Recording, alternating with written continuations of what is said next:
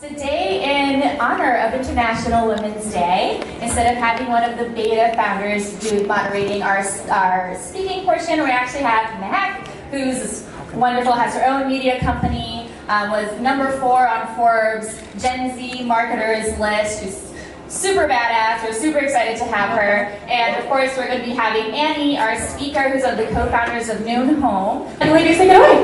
Cool. Awesome. Hey guys, what's up? I'm super excited to interview you today. So I guess to get things started, I want to start off on like your life story, who you are, how you got here. So where are you from? Actually, do we need this? Can you guys hear us? Yeah. Yeah?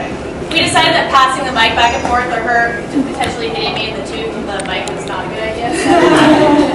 So I'm originally from Utah. Thank you. Salt Lake City, Utah. Was born and raised there. And did you go to college there too? I didn't. I actually moved to the Bay Area in 2008 to go to Santa Clara University. Awesome. Would you say that whenever you were going into college that you wanted to get into the startup space? Absolutely not. So my parents are both doctors at the University of Utah, and so I grew up basically knowing that alone. And as a good Asian daughter, I actually studied biology and thought I was going down that path. Joined the business school while I was an undergrad as well to learn something new about the world, but still thought I was going to go to med school. And then about 4 months before graduation, I had a moment of, I know nothing else. How am I going to dedicate the next 4 years of my life and hundreds of thousands of dollars to something I'm not sure I want to do? So I jumped into the tech field. I started at Cisco, a very different experience in the startup world. But that was my entryway into a different field out of medicine. How did you, making that switch into Cisco, what did you do for Cisco? So I started off in program management, project management. I quickly got interested into the UX and user experience side of thinking, and I realized that very little of that was happening in the particular group I was working in. So I started introducing ways of getting our engineers and our people that were designing the products in front of people that were actually using it. So I started transitioning away from the project management aspect of it and started thinking more about product. Would you say Cisco helped you start your company now, or would you say that being in the corporate world made it easier for you to I think it made it easier because I learned things that I did not like. Okay. And also things that can be applied across large companies and small companies.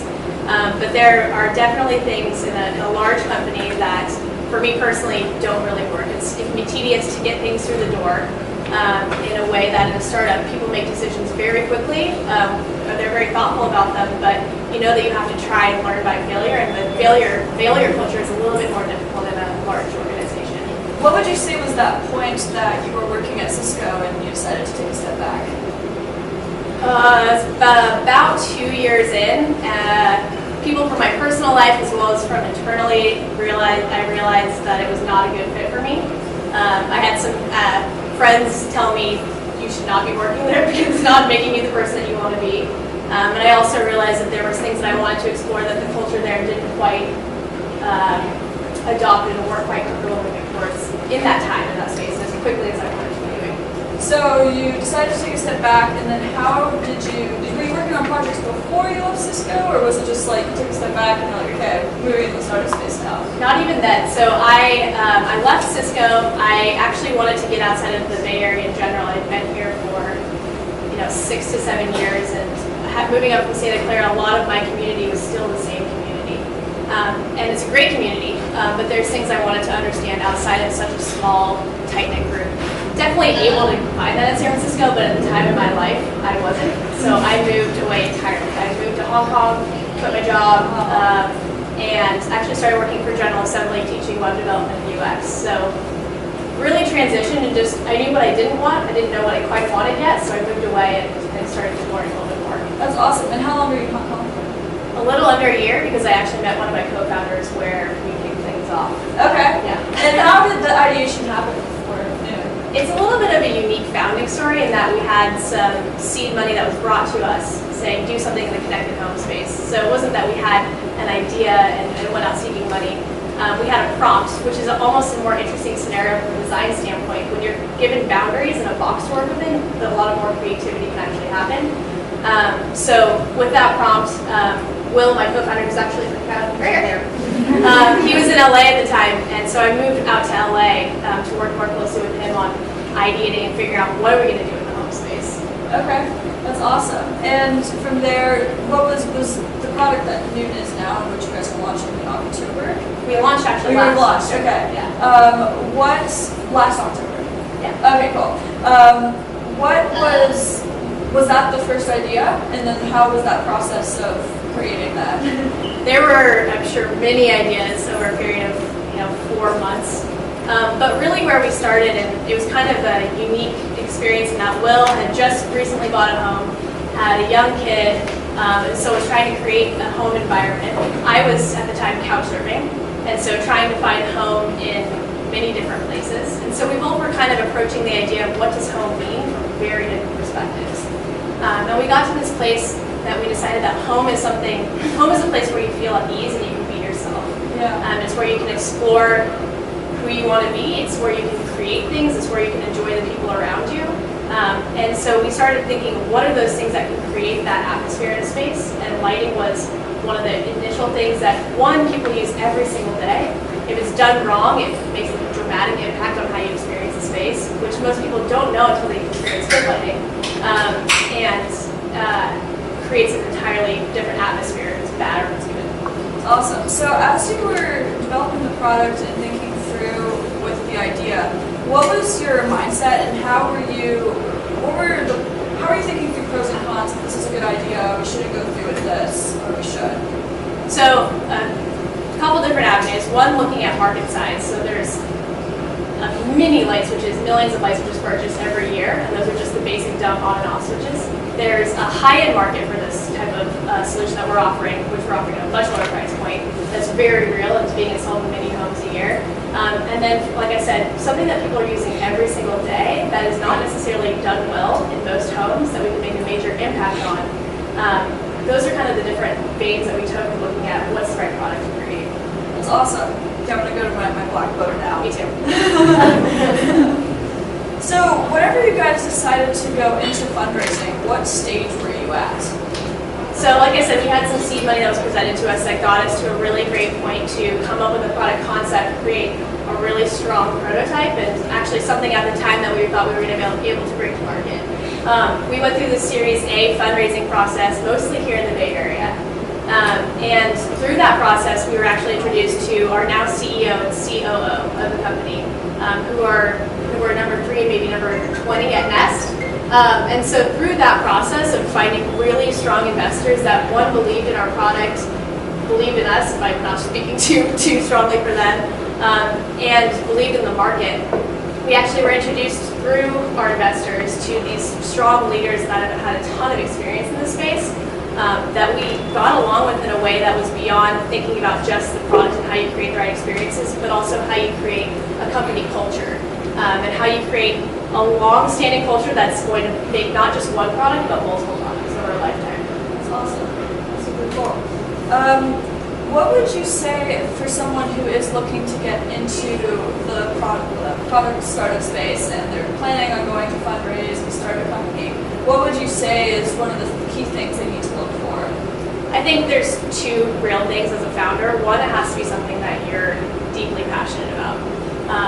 You can't move forward on something if you don't care a massive amount and you're willing to give up a lot of different things in your life to make that happen. Maybe there's 3 things. 2 is make sure there's a good product market fit or there's a real market for it. And this is something that we have a unique product that addresses a lot of needs that people don't necessarily know that they need, but on the pro side of things, there's a huge understanding and a massive grasp of what this product is and why people need it. So there's a lot of education that we have to do from the consumer side, and then also building out a channel on the pro side where people get it, but know that there's a real market there and that you're going to face challenges in getting the product out there.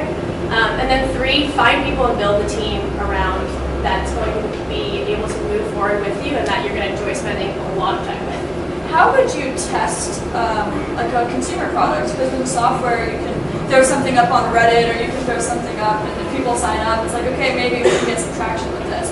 But how do you do do that with a consumer product? Yeah, so I think one, you have to do a lot of market data research and understand who understands this product and how real is the overall market. And then before we launched, we went through multiple rounds of field trials to understand if people get the product, are they enjoying it, and what more are they looking for out of it. It's obviously an iterative process, and as a startup, you're going to get something out there and continue building on top of that.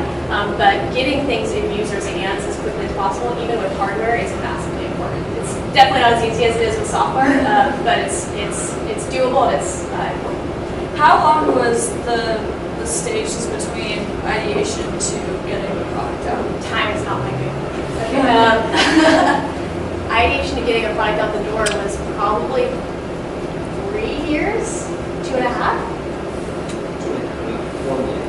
2.5 years. 2.5. That's actually super fast. Right? Hardware. Yeah, it's pretty good. I realized pretty fast. That's awesome. So going into your team, so it was you and Will who started off first. And what was that process like bringing in a new CEO? Yeah, so I think pretty unique scenario for the Bay Area. So like I said, our Series A investors introduced us to Eric and Johnny, and it was more, I think, twofold. One, for them to educate us and help us along, but also for them to do due diligence on us in a way and understand what was real in our company and where we needed support. And through that process, it was probably in the beginning, a 2-week span, 4 meetings, each increasing in length, the first one being an hour, the last one being 5-hour sessions of talking through the product. And through the process, we understood that these two people care deeply about the details of creating product and are asking the hard questions, which we need to be asking of ourselves early on to make sure we're addressing the needs of the customer. And then 2, they, like I said, care deeply about building a company, and that means thinking about the people and creating a culture early on. That means we're not just going to rush out the door and get a product that's may or may not succeed, and that's the end of it. This is a company that we want to live for a long time. And so those 2 things, in addition to what continue to be our core values of being direct and being kind to one another, we saw those early on from those guys, and it was kind of a no-brainer with their amount of experience and their ability to collaborate and think long-term, not just about product, but about company. Those things were kind of made an easy choice. That's awesome. That's super cool. How big was the team when Eric and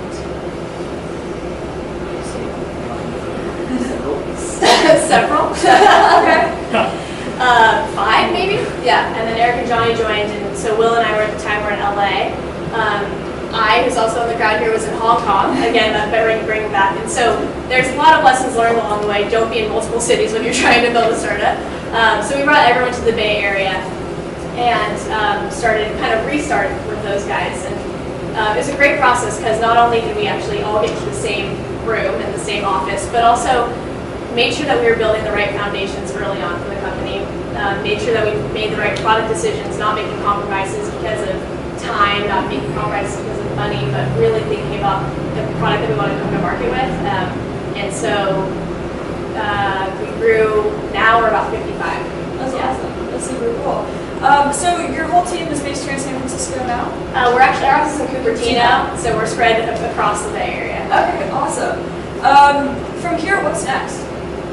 For the company? Yeah. I was like, I'm learning guitar. That's awesome. So it's kind of in the name, Noon Home. We care dramatically about creating products that are high quality and best of breed. So our focus around lighting is very much where we are today. But our company name is Noon Home, so we do have more in store than just lighting.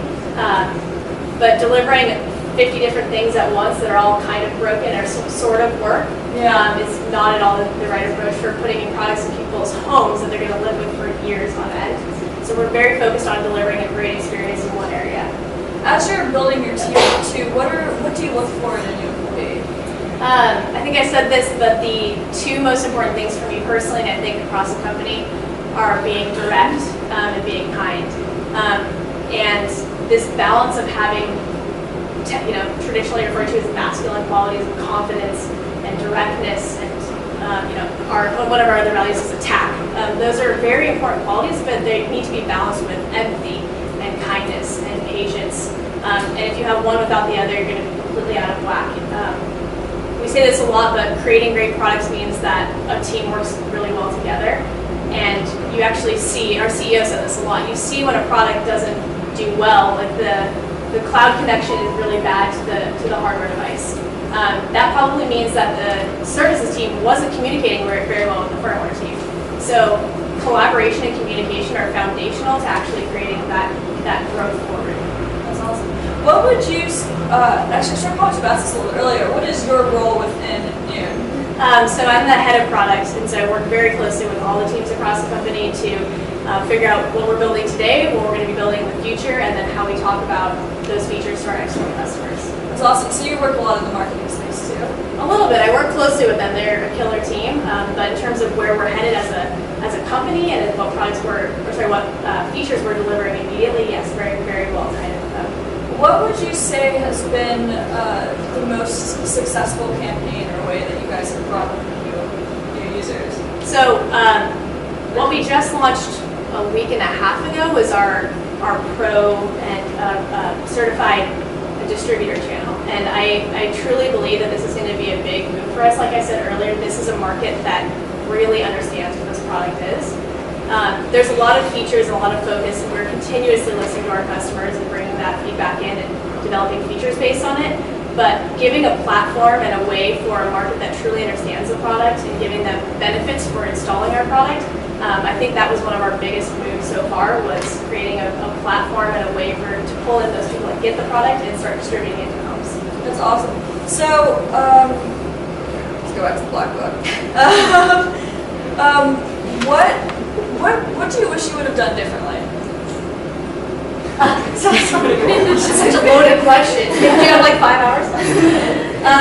At the end of the day, you can't have done anything differently. Yeah. A very tactical thing from a hardware, specifically electrical thing that I wish we'd done a little bit better. As a light switch, we have to be UL certified. We knew that early on, and we were engaged in conversation, but we didn't dig nearly deep enough into that early on as we should have. What does it mean to be UL certified? It basically means that you can legally sell a high voltage product in the US, and it belongs to different categories, like outlets and that type of thing also belong to being UL certified. I'm looking at my mechanical engineer over here. But really understanding and making sure that we're up to date and learning that lingo early on. We did it, but at a very surface level. Now, as we're building new products, we're looking into the different requirements, whether it's Title 24, which is a California electrical requirement. UL changes their certs regularly, so looking into what the new requirements are there, that was a huge learning for us as a hardware product. It's awesome. Not really, but this sounds great. It's awesome. That's like we go to. What would be your biggest advice to someone who does want to get into the product space and wants to create something for home? I think having conversations, specifically we're talking about the home space, with anyone that lives in a home and owns a home or experiences the home, that's initially where we started. With maybe 20 people having those conversations and not even guiding them, but walking through their homes with them, having them talk about how they use them. And there's so much insight gained in not only what they say, but how they're saying it, what they're proud of in their homes, and how they're talking about it. So early days, trying to understand where are areas that we can help people grow in their homes and support them in how they're living in them, what they're proud of and what they're ashamed of. And then continuing to have those conversations with your customers. It doesn't end once you get the first product out the door. That is one of the things I'm most keen on, is making sure we're always getting customer feedback and learning from our customers. Absolutely. What would you say, so actually since it's International Women's Day,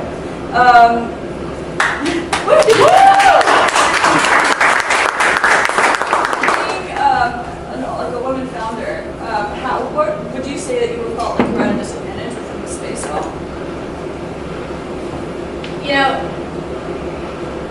I'm not sure myself personally I would, but I think that like we talked about before, the traits that are more technically feminine, formally feminine, formally masculine, over time, whether maybe some of it's false and some of it's real, I've gained a sense of confidence that I feel good in my own skin. And I think for women, I think for people in general, that is the most important thing. And being authentic, people can read it right off the bat, whether you're being yourself or you're being someone else. So, no. Yeah. I think being true to yourself is the most important thing, and people can see that like at the back of their own hands. Yeah, absolutely. What would you say empowers you most throughout your day or whenever you're working? For me, it's the people that I'm immediately around, and then also the feedback that we're getting from the people that are using our products. So working with people that are inspired and taking action and listening to others, and then getting feedback in from people that are actually using our products, those two things combined, and giving those nuggets of information about how people are using our product to the people on our team and letting them run with it and seeing their creativity, that makes me excited every day.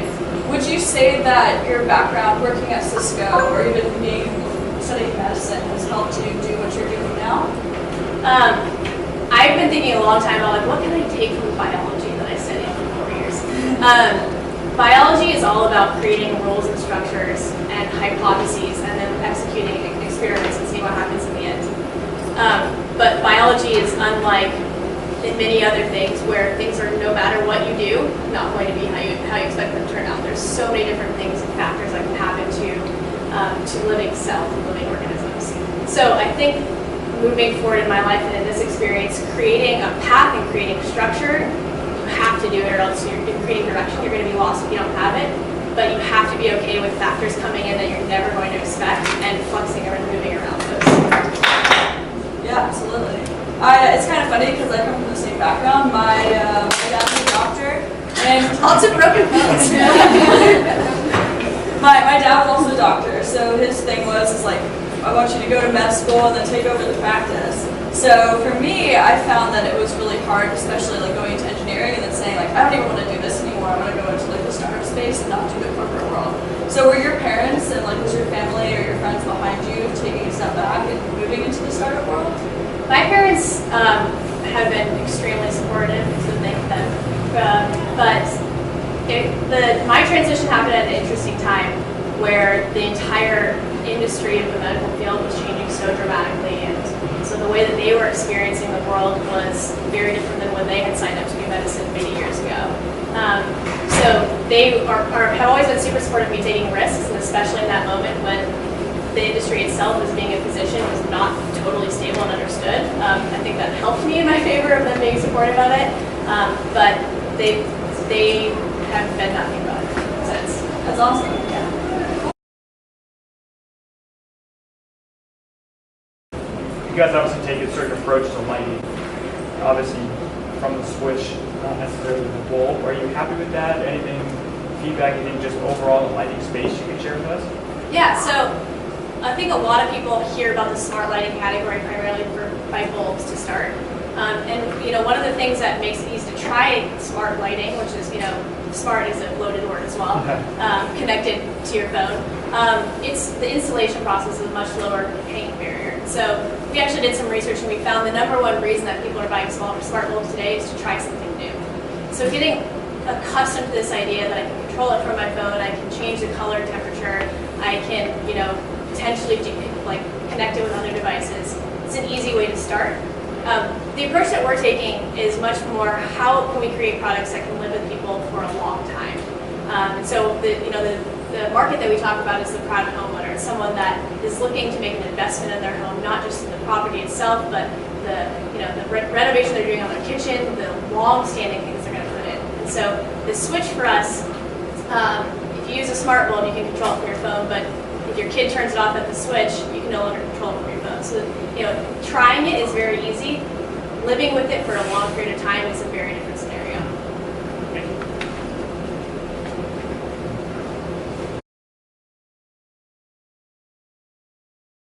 So you talked a lot about team and culture. Can you talk a little bit about how you found the right people with the right skill set early on, and then sort of what do you look for now as you're more established? Yeah. I think in the early days, and still today, as we're looking for people, there is, you always have to stop yourself from moving too quickly. You know, you can find somebody that maybe has the right skill set, but doesn't, and maybe is very direct. But what we really care about is not just being direct and having the right skill set, but being able to listen to everyone else around you, being kind. For me, that's a huge word. It's not the same thing as being nice. So you have to listen to yourself and not act too quickly just because they have the right boxes to check off the list necessarily. It's not an easy process. And, you know, by happenstance and also by conversation, I think more by happenstance, our team is wildly diverse.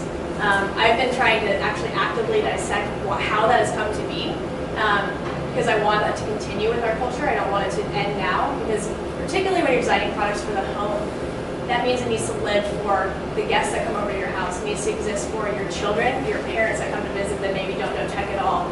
So having that diversity is hugely important to land the home space, not just an app that you're creating for 21-year-olds to use every day.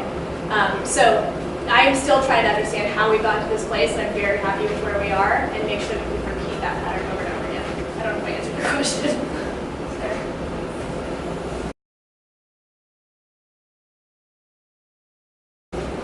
Is like lighting and design something that you considered when like building the new home offices, or like is it something that you kind of incorporate later on as you grow? That kind of as a startup and being scrappy, there's some compromises that we've had to make. We have created a dedicated room in our space where we can live with the product every day and feel what good lighting feels like. We do have some terrible lighting that I wish we could change. But as we grow, it definitely is a priority for us to make sure that we're living actively every day in the environment that we care about, that we are devoting to the world.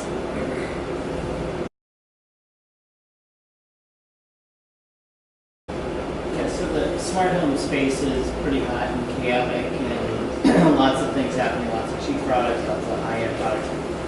10 years from now, it's going to be completely different. Do you have sort of a vision as to where you think you may be headed? I mean, are we never going to see any more smart light bulbs and go all the way through thought or gesture?